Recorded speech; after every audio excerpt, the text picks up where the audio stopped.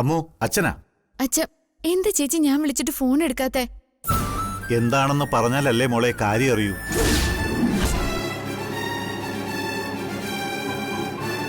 അറിഞ്ഞുകൊണ്ട് ചേച്ചിയോട് ഞാൻ ഒരു തെറ്റും ചെയ്തിട്ടില്ല. അച്ഛൻ ചേച്ചിക്കൊന്ന് ഫോൺ കൊടുക്കോ? നീ അവളോടൊന്ന് സംസാരിക്ക. ഫോൺ വാങ്ങാനാ നിന്നോട് പറഞ്ഞേ. ഹലോ ചേച്ചി. ചേച്ചി, അമ്മുവാ. ചേച്ചി കോള് കട്ട് ചെയ്തു. നീ അവളോട് ഇങ്ങനെ പെരുമാറാനുള്ള കാരണം എനിക്ക് അറിഞ്ഞേ തീരൂ. ഡേ, ഇനി എന്നെ ഇങ്ങനെ കുരങ്ങ് കളിപ്പിക്കാന്നൊന്നും നീ കരുതണ്ട. ഡേ, പറയാൻ സഹിക്കുന്നതിന്റെയും ക്ഷമിക്കുന്നതിന്റെയും സകല പരിധിയും കഴിഞ്ഞു. എന്താ നിനക്ക് പറ്റിയെന്ന് നീ പറഞ്ഞില്ലെങ്കിൽ പിന്നെ ഡേ, എന്നെ നീ ഇവിടെ കാണില്ല.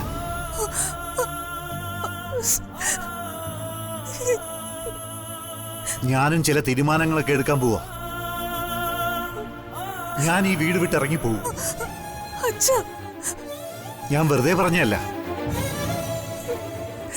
അച്ഛനെന്ന് പറഞ്ഞ് ഞാനെന്തിനാ ഇവിടെ നിൽക്കുന്നേ?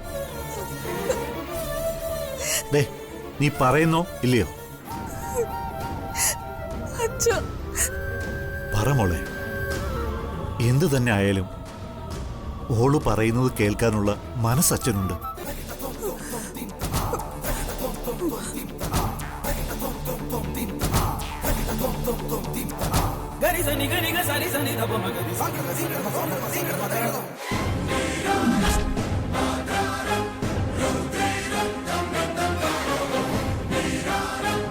ഇതാരാന്ന് നിനക്ക് പറയാമോ?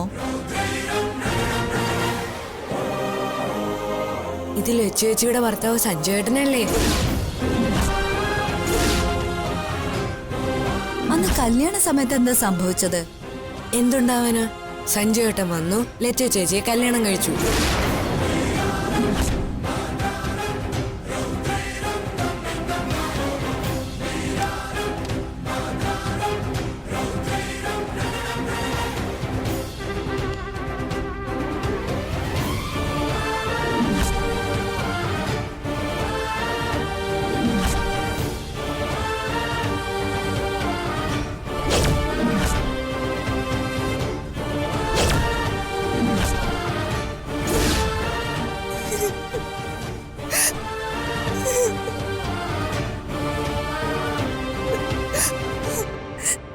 ഇതാണ് അച്ഛ സംഭവിച്ചത്.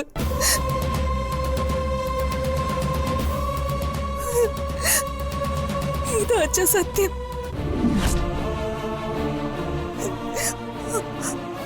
അമ്മുന്റെ ഭർത്താവ് സഞ്ജുവാ.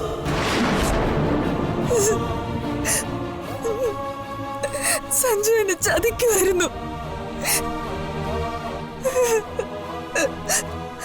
അമ്മു അതിന് കൂട്ടുനിന്നു.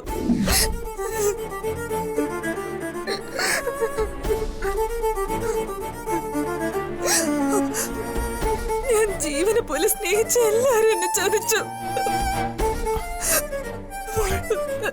തൽക്കാലം കാഞ്ചന ഇതൊന്നും അറിയണ്ട.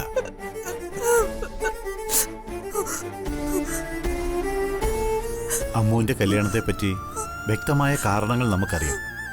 അവളുടെ കഴുത്തിൽ താലി കെട്ടിയത് ആരാണെന്ന് മാത്രമേ നമുക്കറിയേണ്ടതുള്ളൂ.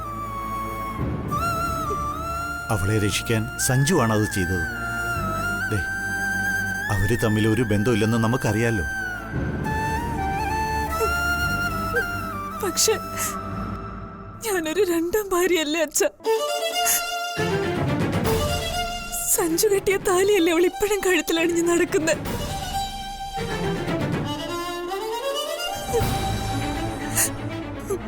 സഞ്ജു കെട്ടിയ മറ്റൊരു താലി എന്റെ കഴുത്തിലും. ഞാനൊരു പെണ്ണല്ലേ അച്ഛ? ഞാനിനി എന്തിനു ജീവിക്കണം? മരിച്ചു കളയാൻ അച്ഛൻ എന്നെ സമ്മതിച്ചതുമില്ല.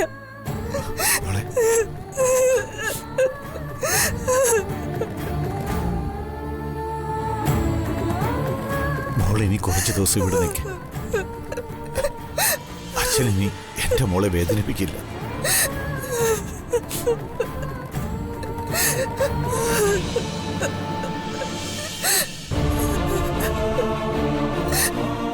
ഒടുവില് അതും സംഭവിച്ചു.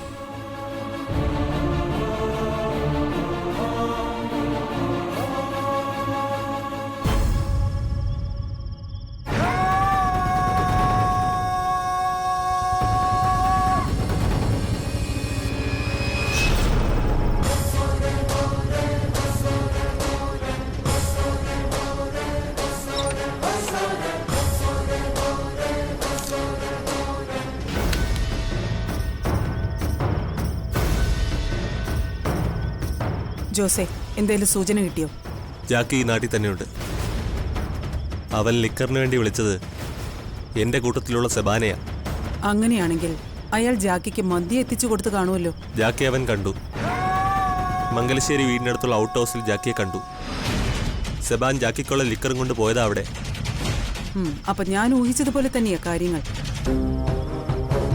ജാക്കിയെ സംരക്ഷിക്കുന്നത് കവിത തന്നെയാ. കവിത ഉന്നം വെക്കുന്നത് ഏട്ടനെ തന്നെയാവും. നമ്മൾ ജാക്കി അന്വേഷിച്ച വിവരം സെബാൻ അറിയോ? അവനതറിയാം, പക്ഷേ അവൻ ജാക്കിയോട് പറഞ്ഞിട്ടില്ല. അതല്ലേ ഉടൻ തന്നെ അവൻ എന്നെ വിളിച്ച് വിവരം പറഞ്ഞത്. എന്ന ജോസ് പൊയ്ക്കോ. ജാക്കിയുടെ പിന്നാലെ പോവേണ്ടത് നമ്മളല്ല. ശരി മാഡം.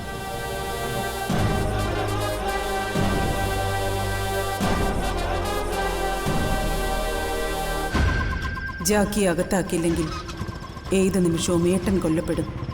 എന്നിട്ട് തലയ്ക്കലിരുന്ന് ഭാര്യ ചമഞ്ഞ് കരയാൻ കവിത വരും.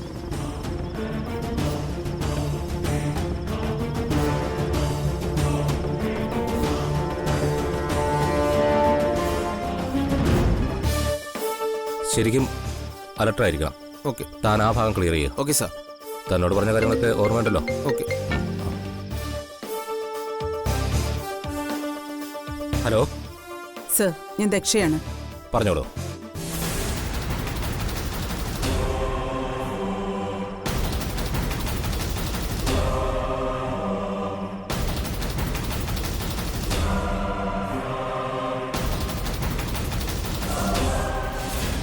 ഈ പറഞ്ഞ സ്ഥലം മംഗലശ്ശേരി വീടിനടുത്താണോ?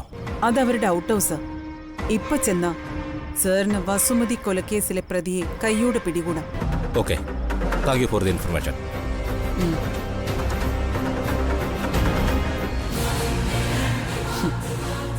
ഞാൻ വെച്ച ഈ കെണി നിനക്കുള്ളതാ കവിത. Come on.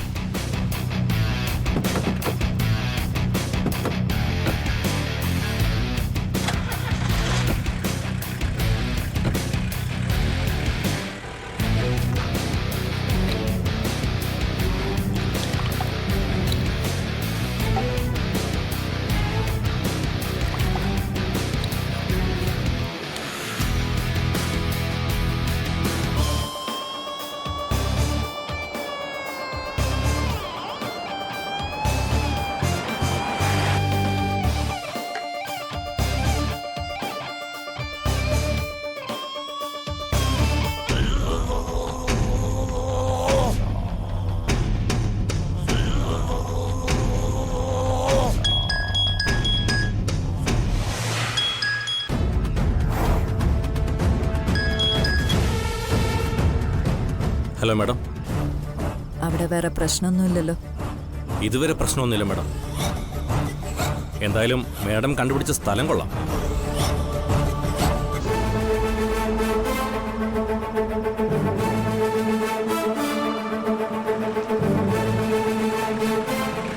ഒരു നിമിഷം മാഡം, പുറത്തൊരു വാഹനത്തിന്റെ ശബ്ദം കേൾക്കുന്നു. നീ ഒന്ന് നോക്കിയേ. ആ റോഡിൽ എങ്ങനെ വാഹനങ്ങൾ കുറച്ചേ പോകാറുള്ളൂ. ശരി മാഡം.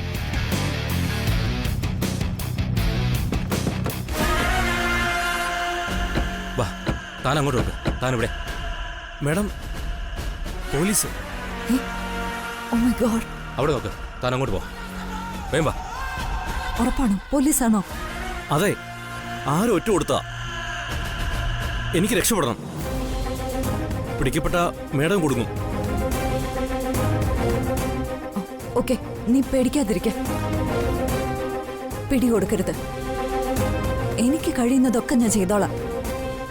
നീ ആ ചപ്പാത്ത് റോഡ് വഴി പോയിക്കോ. Okay madam.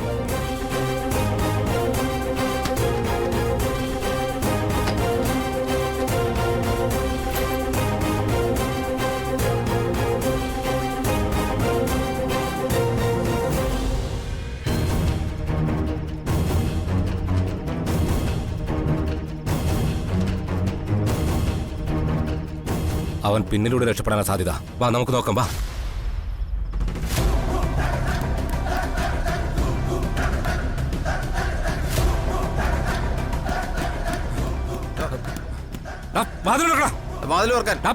വാതിൽ തുറക്കാൻ.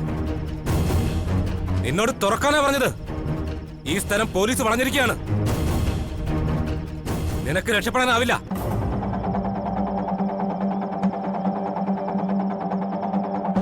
പോലീസാ പറയുന്നത്. തുറക്കണ വാതില്. പോലീസിന് കീഴടങ്ങുന്നതാ നിനക്ക് നല്ലത്. തുറക്കടാ. തുറക്കാൻ. സാർ ഞാൻ ഈ ചവിട്ടി തുറക്കട്ടെ? ചവിട്ടി തുറക്ക്.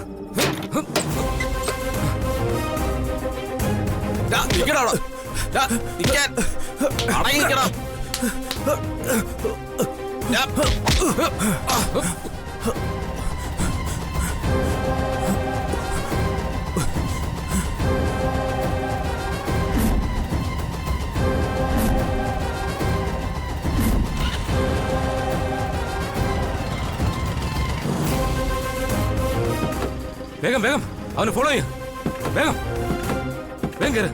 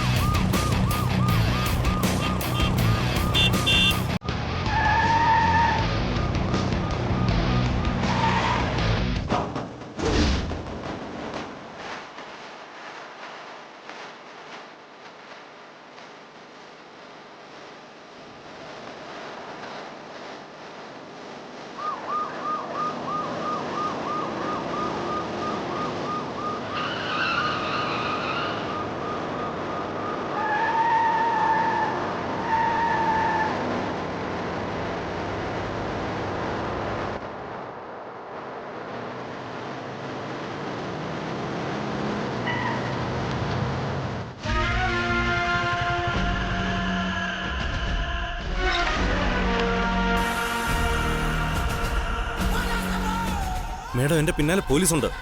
നീ ബൈക്ക് റോഡിന്റെ കുറുകെ ഇട്ടിട്ട് വന്ന് കാറി കയറ്. വേഗം.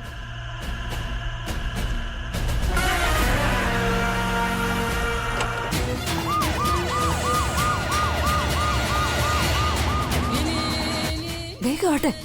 വാ.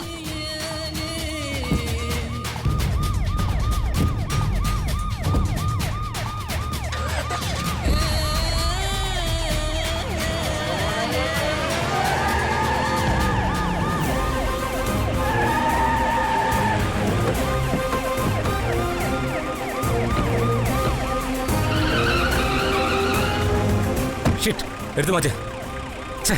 അവൻ രക്ഷപ്പെട്ട് കളഞ്ഞല്ലോ.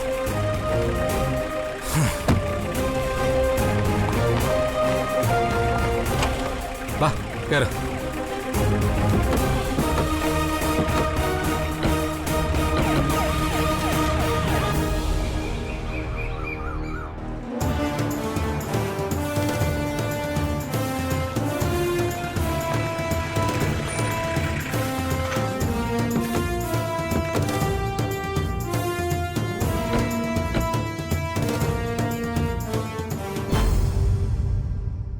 എന്താ സർ, അവനെ കിട്ടിയില്ല അല്ലേ?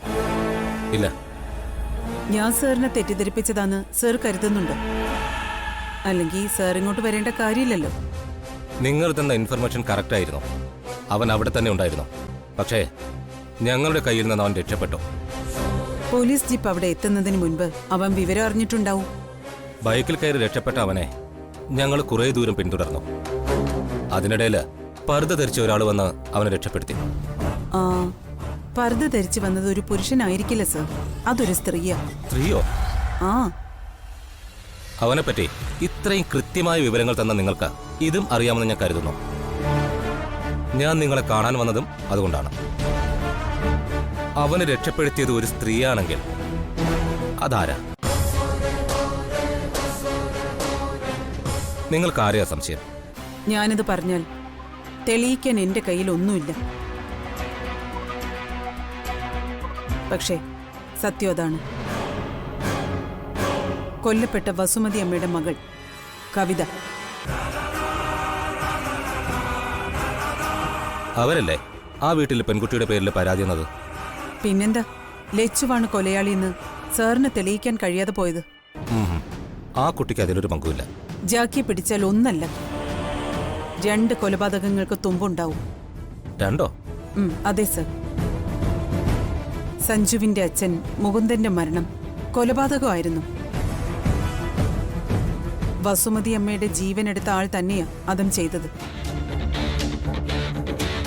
17 വർഷം മുൻപ് നടന്ന ഒരു മരണം കൊലപാതകമാണെന്ന് തെളിയിക്കാൻ സാധിച്ചാൽ സാറിന് പ്രമോഷൻ ഉറപ്പാ. ജാക്കിയെ പിടികൂടാൻ സാധിച്ചാൽ എല്ലാത്തിനും തെളിവുണ്ടാവും. കവിതയും ജാക്കിയും തമ്മിലുള്ള ഫോൺ കോളുകൾ, പണമിടപാടുകൾ, ഇതൊക്കെ പോരെ സാറിന് ലക്ഷ്യത്തിലെത്താൻ? അവൻ ഉടനെ ഞങ്ങളുടെ വലയിലാവും. അതിനുവേണ്ടിയുള്ള കാര്യങ്ങളൊക്കെ ഞങ്ങൾ ചെയ്തു കഴിഞ്ഞു. എന്തെങ്കിലും വിവരം കിട്ടിയാൽ ഉടനെ എന്നെ അറിയിക്കണം. ഉറപ്പായും സർ, അതെന്റെ ആവശ്യം കൂടിയാ. ശരി, കാണാം. ഓക്കെ.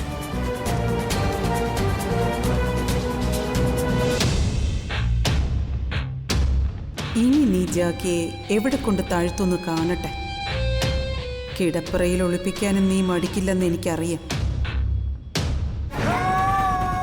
കവിതേ, നിന്റെ പിന്നാലെ ഈ ദക്ഷയുടെ കണ്ണുകളുണ്ടാവും.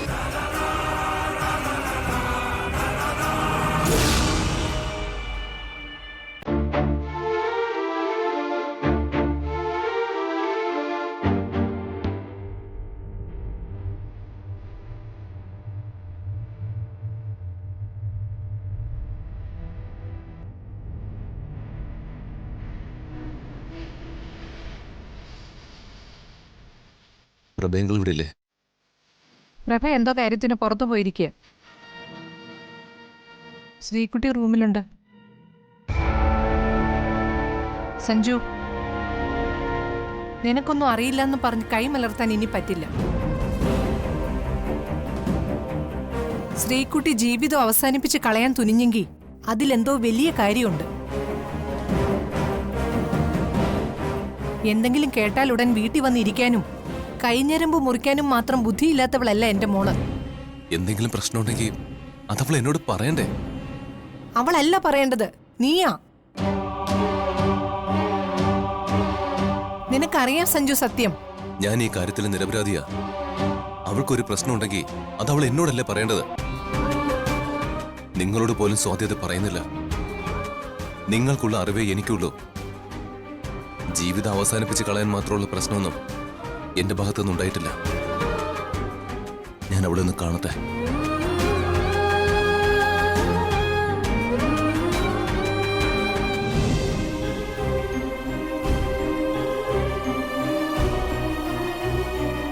സ്വാതി,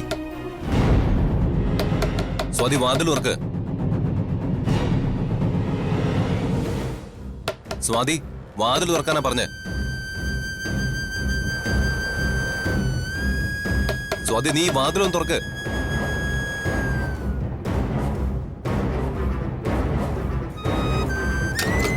സ്വാതി, വാതിൽ തുറക്ക്. സ്വാതി,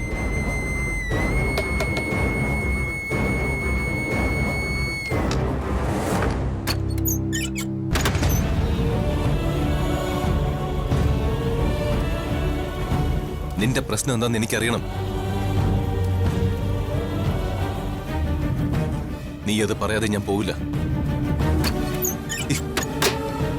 സ്വാതി, സ്വാതി, വാതിൽ തുറക്കാൻ. സ്വാതി,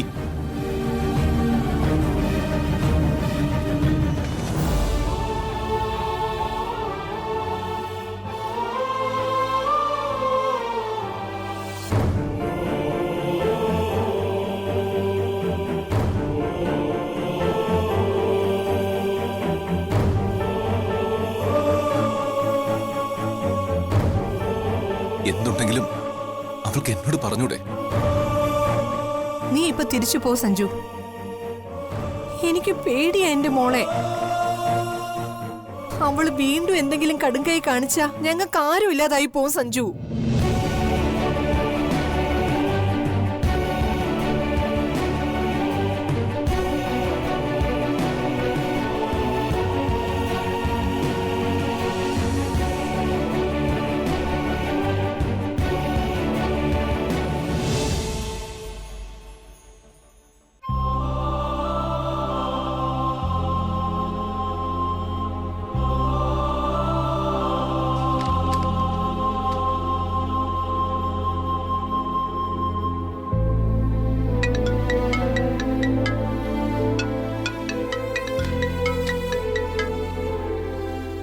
ഹലോ. ഞാൻ ദക്ഷയ. ആ മനസ്സിലായി. ലച്ചു ഇവിടെ എന്ത് ചെയ്യാ? ഞാൻ വായിക്കാം, ഒരുപാട് പഠിക്കാനുണ്ട്. ലച്ചുവിന്റെ തീരുമാനം നല്ലതാ. നന്നായി പഠിക്കണം. ഞാൻ പറ്റുന്ന രീതിയിലൊക്കെ പഠിക്കുന്നുണ്ട്. ഡോക്ടറിന് പഠിക്കാൻ നന്നായി സഹായിക്കുന്നുണ്ട്. ലച്ചു പഠിച്ചു മിടുക്കിയാവണം. അത് എനിക്കും സന്തോഷമുള്ള കാര്യ. എനിക്കിപ്പോ നല്ലൊരു ലക്ഷ്യമുണ്ട്. അതൊക്കെ നല്ല കാര്യം തന്നെയാ. പക്ഷേ എനിക്ക് ലച്ചുവിനോട് ഒരേ ഒരു കാര്യത്തിലേ എതിർപ്പുള്ളൂ. ലച്ചു മംഗലശ്ശേരിയിൽ തന്നെ തുടരുന്നത്. അതത്ര നന്നായിന്ന് എനിക്ക് തോന്നുന്നില്ല.